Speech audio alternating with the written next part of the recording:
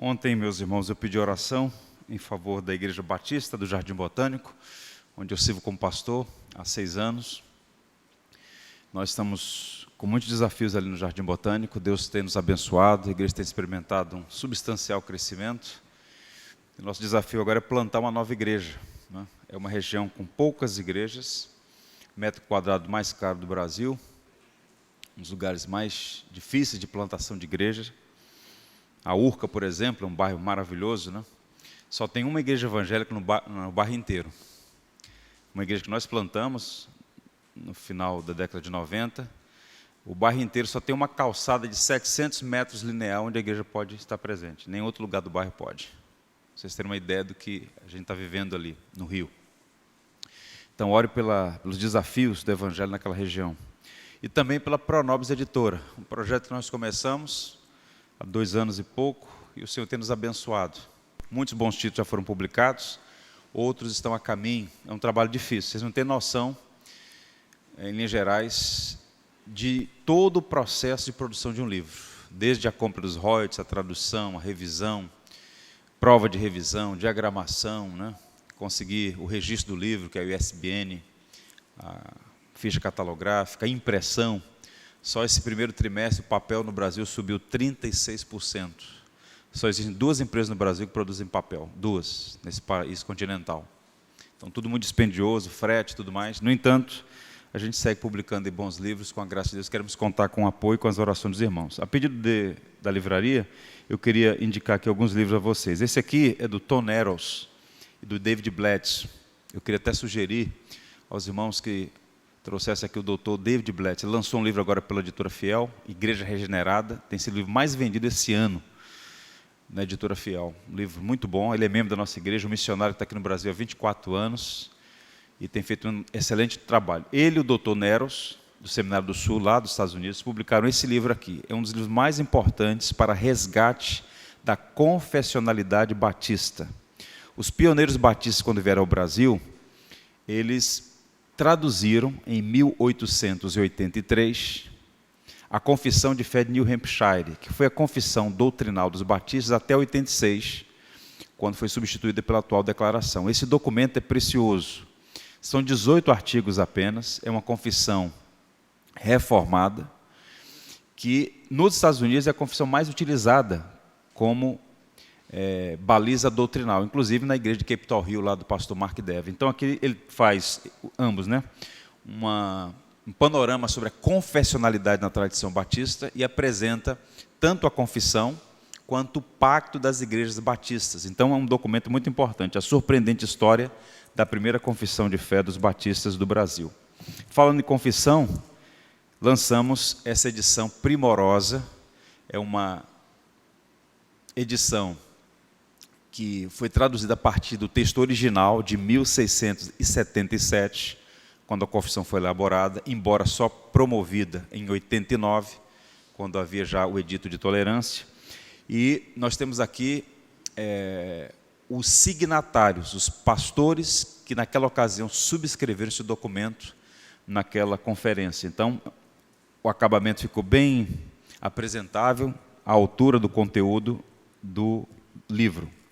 E por fim, vocês já ouviram falar desse pastor, também ele é batista, o Ward Balkan Jr., Fé Cristã sob Ataque, o cristão em uma cultura hostil ao evangelho. Ele vai falar aqui sobre o relativismo, o multiculturalismo, né, o marxismo cultural, sobre os desafios dos pais da igreja. Então, é um livro muito interessante, instrutivo para o nosso crescimento. Então, tem muita coisa boa, eu recomendo a vocês e agradeço as orações em favor desse ministério. Dito isto, eu quero convidá-los a abrir a Bíblia em 1 Tessalonicenses, capítulo 2, verso 13. 1 Tessalonicenses 2, 13. A arte de ouvir a pregação, a responsabilidade do cristão na audição da pregação. Lerei esse verso e mais alguns outros no decurso da exposição. Diz assim então a palavra: outra razão ainda temos nós para incessantemente dar graças a Deus, é que tendo vós recebido a palavra que de nós ouvistes, que é de Deus, acolhestes não como palavra de homens, e sim como é, em verdade, a palavra de Deus, a qual, com efeito, está operando eficazmente em vós, os que credes. Que o Senhor nos abençoe. Reitero o que disse ainda há pouco. Existe uma estreita relação entre a pregação e a vida da igreja, entre o púlpito e os bancos. Onde a palavra é pregada com fidelidade, a igreja floresce, cresce, como um jardim cheio de vida e beleza. Por outro lado, onde a pregação declina, a igreja de igual modo declina, adoece e até morre. No entanto, a igreja também tem uma grande responsabilidade em relação à pregação. A responsabilidade primária é do pregador. Se foi chamado por Deus, mantenha-se fiel à sua vocação, prega a palavra. Mas a igreja também tem uma grande responsabilidade na audição da pregação. Eu queria destacar duas responsabilidades aqui que a igreja tem. Vejam o que diz o Richard Baxter. Não vindes ouvir com o coração desatento, como se viesses ouvir uma questão que pouco vos interessa, mas vinde com um senso indizível de importância, a necessidade de ouvir a palavra de Deus. Tendes um trabalho a fazer tanto quanto o pregador. Deveria estar ocupados em ouvir diligentemente a palavra. Vocês devem abrir as bocas digerindo a palavra, porque ninguém pode digeri-la no lugar de vocês. Trabalhem o tempo todo, abominando o coração preguiçoso, tanto quanto um ministério preguiçoso. Baxter foi muito firme aqui, nessa fala dele, porque à luz de 1 Tessalonicenses 2,13, eu gostaria de mostrar para vocês, antes de tudo, como não ouvir a pregação. Então, antes de examinar o texto em si, duas exortações rápidas aqui. A primeira delas é: não devemos ouvir com preguiça, com indisposição de mente. Há um verso no livro de Hebreus, que é uma carta muito rica, instrutiva, em que somos exortados a tomar cuidado com a indisposição da mente, com o que nós podemos chamar de preguiça. Vejam, a esse respeito, diz o autor da carta aos Hebreus, temos muitas coisas a dizer e difíceis de explicar. Portanto, vós tendes tornado tardios em ouvir. A palavra aí, tardios em ouvir, é uma palavra que significa literalmente preguiçoso, lento, descuidado. O que ele está dizendo àqueles irmãos? Eu tenho muitas coisas para falar para vocês. Muitas coisas. Algumas delas difíceis de explicar. Mas eu não posso. Porque vocês se tornaram lentos, tardios, preguiçosos no ouvir. Não havia disposição para aprender. Algumas pessoas, equivocadamente, confundem simplicidade com superficialidade. Podemos dizer que o evangelho é simples, mas não é superficial. A mensagem básica do evangelho é simples. Deus em Cristo salva pecadores. O evangelho é a notícia do que Deus fez para salvar o seu povo. É simples.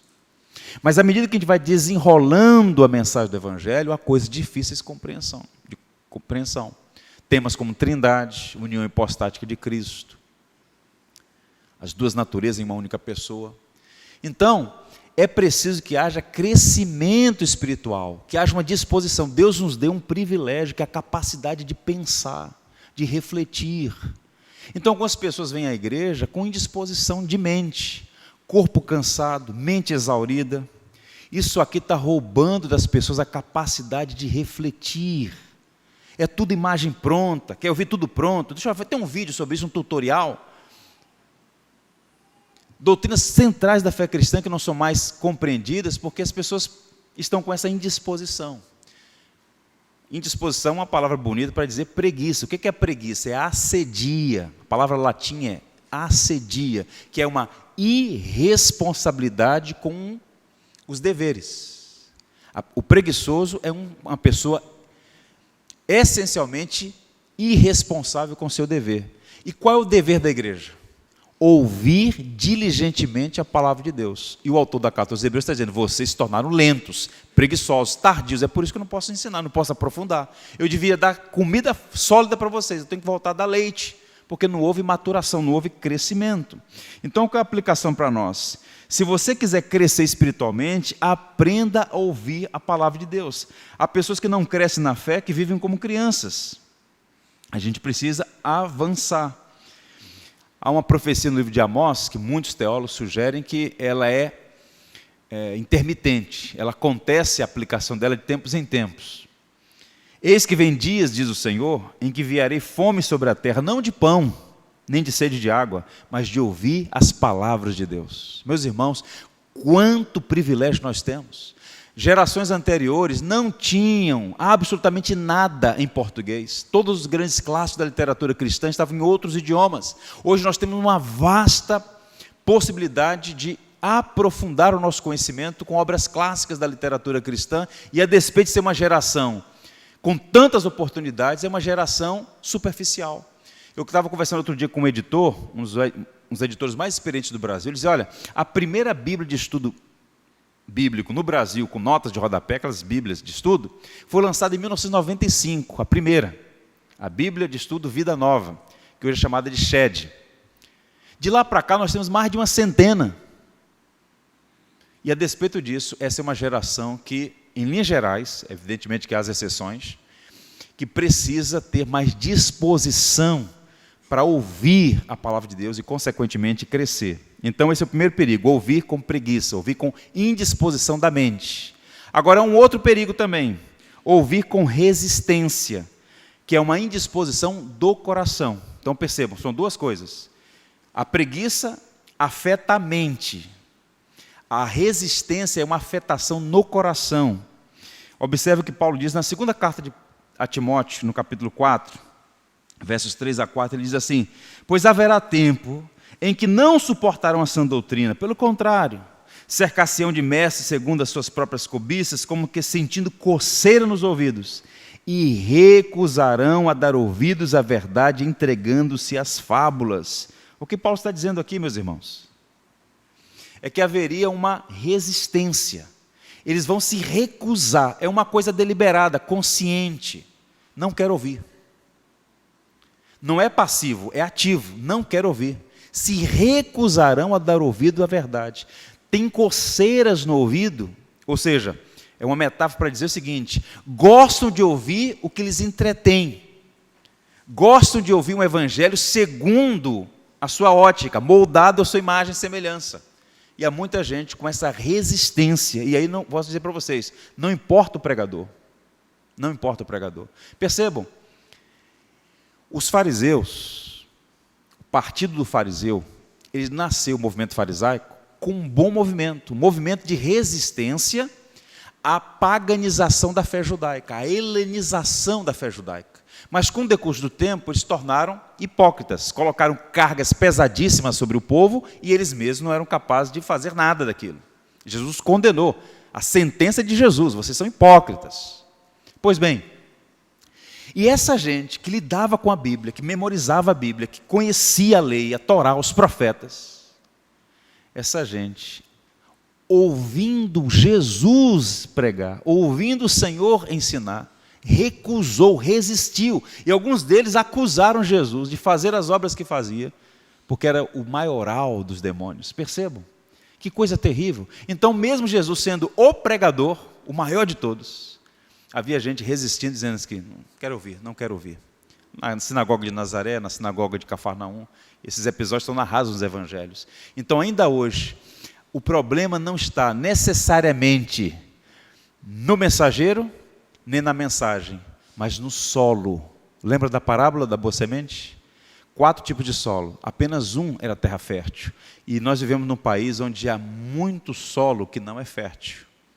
Tem pedras, sementes lançadas ao caminho, entre os espinhos. A gente precisa pedir a Deus que faça do nosso coração um coração fértil, terra fértil, que ouve de bom grado a pregação do Evangelho. No livro de Jeremias, uma denúncia é feita: a quem falarei e testemunharei para que ouçam? Eis que os seus ouvidos estão incircuncisos e não podem ouvir, Jeremias acusando Israel de ter um ouvido incircunciso, de não ouvir, de resistir. Eis que a palavra do Senhor para ele, coisa vergonhosa, eles não gostam dela. É o que Jeremias diz aqui. Jeremias 6, verso 10. Em muitas igrejas, a única exigência que se faz ao pregador é que ele seja breve. Quanto mais curto, melhor. Inclusive nos seminários romanos, seminários jesuíticos, havia uma máxima que era a seguinte: a homilia não deve ser ou não deve passar dos 15 minutos. Diz o adágio, até 10 minutos é Deus quem fala, de 10 a 15 é o homem, passou de 15 é o diabo. Então eles eram ensinados, instruídos, os jovens seminaristas, a serem breves. Então hoje muitas igrejas estão nessa mesma linha. Não quer dizer que todo sermão longo é necessariamente bom, mas o perigo de criar uma cultura de indisposição da mente e do coração em relação à palavra. E não obstante a isso, na contramão disso, 1, 2, 3, 4, 5, 8, 12 horas naufragando na internet, porque tem muita gente que não navega, naufraga mesmo. Programas frívolos na televisão, séries inócuas, e a palavra, o estudo, não há essa mesma disposição. E a gente precisa examinar o nosso coração, porque é muito fácil colocar toda a carga sobre o pastor, não é? Lloyd Jones dizia, se você não traz Deus de casa, você não o encontra na igreja. Qual é a tese dele? Quem está com o coração mais preparado, recebe melhor a palavra. Spurgeon uma vez estava cumprimentando uma pessoa na porta da igreja, e a pessoa disse, pastor, o senhor prega muito bem, mas hoje foi demais. Aí ele disse assim, mas essa semana você orou mais. Não fui eu que melhorei minha pregação, foi você que melhorou seu coração. Então, não é apenas a responsabilidade do pregador, é da igreja. E o texto de Tessalonicenses 2,13 lança para nós 3 princípios. Eu queria a sua atenção para a gente finalizar falando sobre esses princípios. Vejam, 1 Tessalonicenses 2,13, Paulo plantou aquela igreja num curto espaço de tempo, 3 semanas. Aquela igreja estava sob forte pressão. Paulo teve que fugir de lá, literalmente. E depois Paulo escreveu essa carta elogiando a fé daqueles irmãos, porque era uma fé autêntica. Eles tinham o que lá? Fé operosa, amor abnegado e firme esperança. A tríade de um verdadeiro crente. E Paulo diz, vocês confirmaram a eleição de vocês. Fé, amor e esperança. E no capítulo 2, ele vai fazer um elogio àqueles irmãos pela maneira como eles ouviram a pregação do apóstolo Paulo. Paulo nem sempre era bem ouvido, nem sempre era bem recebido. Basta observar Corinto. Mas naquela igreja, aqueles irmãos receberam a palavra que Paulo pregou. E Paulo vai dizer o seguinte, 3 coisas interessantes aqui. Primeiro, ouviram com máximo apreço. Isso envolve o coração e a emoção. Vejam aí o verso 13, quando é dito assim, tendes recebido a palavra de nós ouvistes, que é de Deus, acolhestes não como palavra de homens, mas sim, como é de verdade, a palavra de Deus. A pergunta é a seguinte, apreço significa literalmente valorizar. Apreço significa reconhecer o valor. E aqueles ouvintes, ao ouvirem o apóstolo Paulo ensinando, eles receberam, não é palavra de homem, é palavra de Deus, eles acolheram, receberam, tiveram apreço, valorizaram. Essa é a melhor maneira de ouvir a palavra. É bem verdade que nenhum pregador tem a autoridade do apóstolo Paulo. O pregador é falível, temos que ser como bereanos, confirmar o que está sendo dito. Não obstante a isso, essa atenção, essa disposição, esse apreço pela palavra é um bom sinal. Não é aquele que senta como um juiz, fica sempre na defensiva, colocando-se acima do pregador. Não, coração aberto para ouvir a palavra, reter realmente o que procede do Senhor. Eles tiveram essa conduta. Ronaldo Lidório, que é um missionário presbiteriano, brasileiro, que serviu muito tempo na África, ele conta uma experiência muito interessante, que é a seguinte, ele foi para a África, e ali serviu na tradução da Bíblia, ou de porções da Bíblia, no Novo Testamento, para alguns dialetos, né? E ele estava lá trabalhando nos Cocombas, em Gana, na África.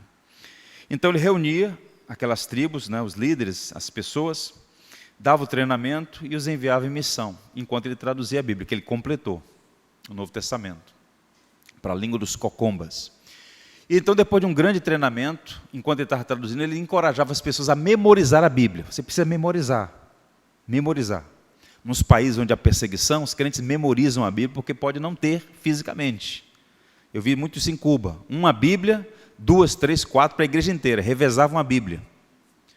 Como na China, depois da Revolução, que eles tinham uma porção de João, outro tinha uma porção de Tiago, revezava entre os membros para memorizar as porções bíblicas. Então, ele fez esse treinamento, o pessoal foi para suas tribos, ele ficou na base central. Lá pela tarde da noite, alguém bate na porta, ele abre. É uma senhora. Oi, pastor. Ele, minha irmã, aconteceu algum problema? Já está tarde? Eu tive que voltar. Mas por quê? Dos 14 versículos que eu memorizei, eu esqueci de 2. Mas, minha irmã, a gente podia fazer isso de novamente num outro momento, no segundo treinamento. E ela disse uma coisa que o marcou e o fez chorar. Ela disse assim: a palavra de Deus é muito preciosa para a gente esquecer pelo caminho. Uma senhora que já tinha caminhado mais de 40 quilômetros a pé, voltou porque tinha esquecido 2 dos 14 versos que havia memorizado. Isso mostra para a gente apreço. E nós somos uma geração que deve perguntar, cada um a si mesmo, nós valorizamos a palavra? Nós valorizamos a pregação do Evangelho? Com que disposição a gente vem ao culto? Com que disposição a gente abre as Escrituras? Com que disposição a nossa mente e coração estão abertos para receber a palavra de Deus? Então, conselhos. Reconheça a suprema autoridade da palavra de Deus. Reconheça. É sensato, é prudente, é bíblico, é virtuoso reconhecer a autoridade suprema da palavra de Deus. Antes de mais nada, saibam que nenhuma profecia da Escritura provém de interpretação pessoal, pois jamais profecia teve origem na vontade humana, mas homens falaram da parte de Deus, impelidos pelo Espírito Santo. Essa preciosa confissão, que é a mais influente entre os batistas em 4 séculos de tradição, no capítulo 1, artigo 4, está escrito assim: a autoridade da Sagrada Escritura, razão pela qual deve ser crida e obedecida, não depende do testemunho do homem ou igreja, mas provém inteiramente de Deus, sendo Ele mesmo a verdade e seu autor. A Escritura, portanto, tem que ser recebida por ser a palavra de Deus. Então, a primeira coisa, aplicação para você: reconheça a suprema autoridade da palavra. A segunda aplicação, reconheça a devida primazia da palavra na adoração pública. Por que a palavra tem mais tempo na liturgia? Por que a palavra ocupa o centro da vida da igreja? Porque a palavra é de Deus e deve reger, governar a vida da igreja. É o cetro, dizia João Calvino, através do qual o rei, Cristo Jesus, governa o seu povo. Então a palavra tem que ter primazia no culto público. Você pega, por exemplo, Neemias capítulo 8, que é uma espécie de retrato 3x4 da pregação expositiva no Antigo Testamento, diz claramente lá: Esdras abriu o livro diante do povo, e este podia vê-lo, pois estava no lugar mais alto. E quando abriu o livro, o povo todo se levantou, leram o livro da lei de Deus, claramente dando explicações de maneira que entendessem o que liam. Eu estou convencido de que a igreja, para manter-se sadia, forte, para cumprir a sua missão de ser luz do mundo e sal da terra, ela precisa valorizar a palavra como central no culto público de adoração. Uma terceira aplicação: valorize a pregação da palavra como expressão da graça de Deus. Se você tem uma igreja saudável, um pastor fiel, pregador, valorize, porque eu digo a vocês, há muitas igrejas que não têm um púlpito forte, um pregador fiel da palavra. Viajando esse país de norte a sul, recentemente, na região do Mato Grosso do Sul, ali na Ordem dos Pastores Batistas do Brasil, várias igrejas sem pastor, várias igrejas. E algumas delas com pastor no papel, mas nem sempre recebendo a verdadeira mensagem do Evangelho. Então, quem tem um fiel pregador do Evangelho, como seu pastor, deve valorizar e ouvir com atenção, com apreço, com diligência, a palavra de Deus. Um segundo princípio geral, a partir de 2 Tessalonicenses 2,13, ouvir com o coração aberto. São duas coisas correlatas: apreço e coração aberto. Observe os verbos que ele usa aí no verso 13. Tendo de vós recebido a palavra que nós ouvistes, que é de Deus, acolhestes, não como palavra de homens, mas sim como é de verdade a palavra de Deus. Acolhimento aí é a ideia de apropriar-se, de recebimento. Você valoriza e recebe. Você recebe e valoriza. São duas coisas conectadas. Então percebam, é preciso preparar a mente e o coração para receber a palavra de Deus. Esse acolhimento é importantíssimo, irmãos. Ainda há pouco conversava com um irmão aqui sobre o Dr. Martyn Lloyd-Jones, um grande pregador, talvez um dos maiores do século passado na cultura inglesa. Ele pregava lectio contínua, livro por livro, e ele foi pastor por mais de 30 anos na Capela de Westminster, em Londres. Pregou vários livros da Bíblia. A carta aos Romanos, ele gastou 13 anos pregando aquele texto, o texto de Paulo aos Romanos, toda sexta-feira. A imagem de quase 2.000 pessoas, e não havia nada de pirotecnia. Abria a Bíblia, lendo, interpretando e aplicando o texto bíblico, e as pessoas ouvindo, anotando, aprendendo, crescendo. Nós desejamos que haja no Brasil homens do quilate de Lloyd-Jones, pregadores fiéis, que o Senhor levante homens que preguem assim. Mas percebam, nós teríamos audiência? Teríamos audiência? Será que há crentes disponíveis para toda sexta-feira à noite, por longos 13 anos, ouvir exposição bíblica num único livro? Eu tenho dúvidas quanto a isso. Porque se de um lado nós não temos mais pregadores, hoje uma das grandes carências do Brasil, e pensando como batista de 4ª geração na minha família, a maior tragédia na igreja batista brasileira é que não temos mais pregadores, acabaram-se os pregadores. Os morões tombaram. O que nós temos hoje é muito paurador frívolo, como diz Paulo a Tito. É muita gente conversando fiado, mas não é exposição bíblica que alcança a mente e o coração das pessoas. Mas, por outro lado, não temos mais audiência. Eu fui pregar num congresso de jovens, alguns anos atrás, 800 jovens, num teatro. Lá estavam todos eles, era uma conferência grande. E o tema era, o que é ser cristão? Falei, excelente tema. Era no mês de outubro. Eu vou falar sobre os 5 solas da reforma. Eu comecei sola escritura, somente a escritura. E antes de começar a exposição, eu disse assim a eles, isso, salvo engano, 2006, 2007, 2008, não lembro agora exatamente quando, mas eu tinha acabado de voltar de uma viagem e a Apple tinha lançado o iPad 1. Eu falei assim, vou fazer aqui uma aposta. Eu falei, olha, eu quero oferecer a qualquer pessoa nesse auditório, exceto os pastores presentes, a vocês jovens, esse tablet, um iPad lançado pela Apple, a qualquer um de vocês, que possa vir aqui à frente e recitar de memória os 10 mandamentos, conforme está escrito em Êxodo 20. Ninguém. Essa é a geração mais ignorante desde a chegada do protestantismo no Brasil. Antigamente, ninguém era batizado numa igreja se não soubesse de memória os 10 mandamentos, a oração do Pai Nosso e o credo dos apóstolos. Hoje nem os pastores sabem mais. Por quê?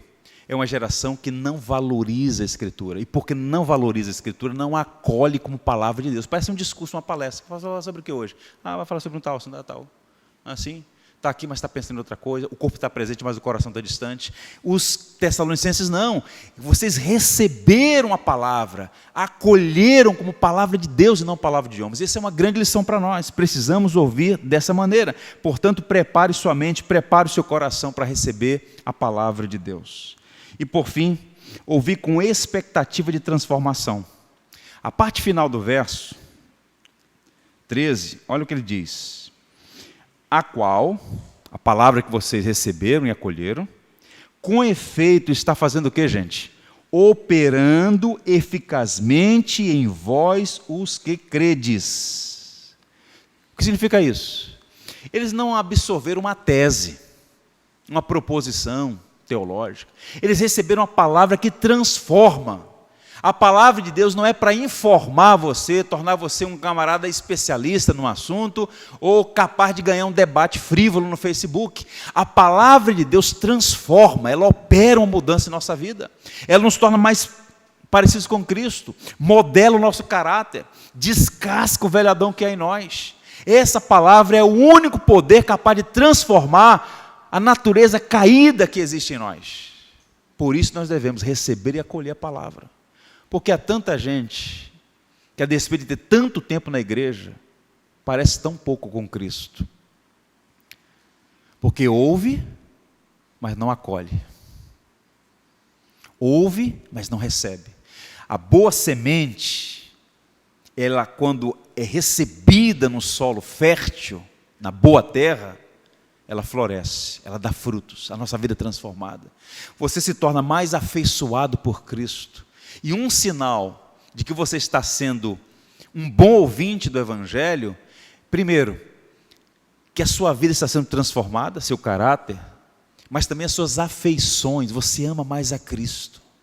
Cristo torna-se o amado de nossa alma, o deleite, fonte inesgotável dos nossos prazeres. Portanto, a pergunta é, nós estamos sendo transformados por essa palavra? Veja o que o autor do Carta aos Hebreus diz. Porque a palavra de Deus é viva e eficaz, e mais cortante do que espada de dois gumes, e penetra até ao ponto de dividir a alma e o espírito, juntas e medulas, e é apta para discernir os pensamentos e os propósitos do coração. Então percebam, volto a dizer, um sinal evidente que você está ouvindo adequadamente a pregação é considerar a aplicação da palavra, a transformação na sua vida. O aspecto volitivo, quando a vontade é afetada pela verdade. Você ouve e aquilo causa impacto, transforma o relacionamento com seu cônjuge, com seus filhos, com seus pais, com seu patrão, com seus empregados, com seus vizinhos. Tem que ter transformação. Eu gosto muito da expressão sã doutrina. Se você pegar o comentário de Calvino, da Cartas Pastorais, onde aparece sã doutrina, Calvino diz assim, é sã doutrina porque promove saúde. Se uma doutrina te torna mais amargo, mais azedo, mais cáustico, mais belicoso, mais difícil no trato, não é sã doutrina. Porque a sã doutrina, na verdade, é transformadora. Santifica-os na verdade, a tua palavra é verdade. E o que é ser santo, irmãos? Ser parecido com Cristo. E o homem perfeito, a referência suprema para nós. Eu encerro dizendo duas coisas. Primeiro, citando aqui o John Ryle, J.C. Ryle. Ele diz assim, só há uma evidência de que estamos ouvindo corretamente a palavra de Deus. A evidência é produzir fruto.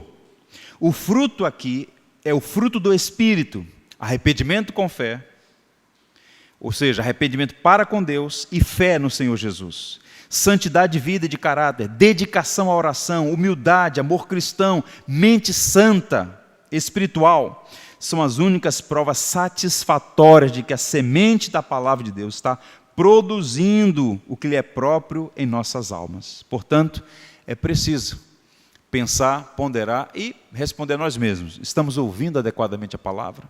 Ficam aqui as recomendações. Ouvir com apreço, ouvir com acolhimento, receber a palavra e ouvir na expectativa de que a palavra possa transformar a sua vida, porque existe ainda resíduos de Adão em nós. E a palavra é o bisturi que Deus usa para ir descascando as camadas do velho homem em nossa vida e nos tornando mais parecido com o homem perfeito que é Jesus. E que assim seja para a glória dele. Eu encerro lendo as palavras do Senhor Jesus quando ele disse, está escrito, nem só de pão viverá o homem, mas de toda a palavra que procede da boca de Deus. Vamos repetir essa palavra? Nem só de pão viverá o homem, mas de toda a palavra que procede da boca de Deus. E que assim seja. Amém? Vamos orar mais uma vez. Curva a sua fronte. Eu conheço muito poucas pessoas aqui, mas eu tenho certeza que todos nós precisamos crescer na arte de ouvir mais adequadamente a palavra. Eu peço a você que acolhe essa exortação. Peça a Deus, Senhor, me ajude a ouvir adequadamente a Tua palavra. E se necessário, peça perdão ao Senhor pelas vezes que você ouviu de forma inadequada. E peça a Deus que o seu coração seja sempre um solo fértil, um terreno apropriado para receber a semente da vida. Ó nosso Deus, nosso bendito Pai, nós te damos graças por tuas misericórdias que se renovam a cada manhã. Mais uma vez, as tuas inesgotáveis misericórdias se manifestaram sobre nós, e o sol indica isso, um novo dia. Não há Deus como o Senhor, bendito seja o teu nome hoje e para sempre. Te damos graças por tua palavra. Obrigado, Senhor, porque essa palavra chegou até nós, em nosso próprio idioma, podemos ler com total liberdade e recebê-la como palavra do Senhor para a nossa vida. Te louvamos porque em algum momento da nossa história o Evangelho chegou até nós e nos tirou das trevas para a luz. Ajuda-nos a crescer espiritualmente, a ganhar estatura, robustez na nossa fé, para que continuemos essa jornada até Sião como arautos da graça. Desperta em nós fome por tua palavra, desejo intenso de te conhecer, te amar e te servir. A vida é tão curta, tão breve, tudo é tão incerto. Ó Senhor, não permita que sejamos encontrados desperdiçando as oportunidades, mas que sejamos responsáveis, diligentes em crescer no conhecimento e na graça de Cristo, para a tua glória e também para a nossa alegria. Abençoa esta igreja, que ela seja fiel e que seja perseverante no ministério da palavra, no magistério das Escrituras, para que haja aqui sempre uma igreja saudável na doutrina e santa na vida. Para a tua glória nós oramos. Amém.